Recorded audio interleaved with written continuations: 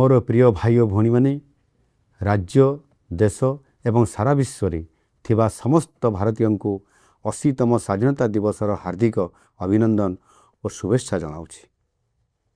80 वर्ष तले आज दिन में आम उपनिवेशवाद मुक्ति पाई स्वाधीन भारत में निश्वास नहीं। आज स्वाधीन भारतर जय जातार आउ एक गौरवमय फर्द जोड़ी है।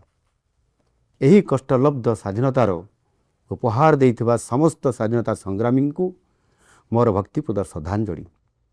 सेमानकर असीम त्याग और बलिदान पाई ये देश सदासर्वदा ऋणी रहिबो। गत 12 वर्ष है माननीय प्रधानमंत्री नरेंद्र मोदी जी नेतृत्व में सांस्कृतिक राष्ट्रवाद मंत्र रे दीक्षित होई राष्ट्र निर्माण एक नूतन अध्याय आरंभ होईछि। आसंतु मिलीमिशि गढ़िबा सुंदर सशक्त विकसित भारत तथा एक समृद्ध ओडिशा। आज यही शुभ दिन में वंदे मातरम गान करी सगर्वे घरे घरे तिरंगा उत्तोलन करंतु। जय हिंद, वंदे मातरम।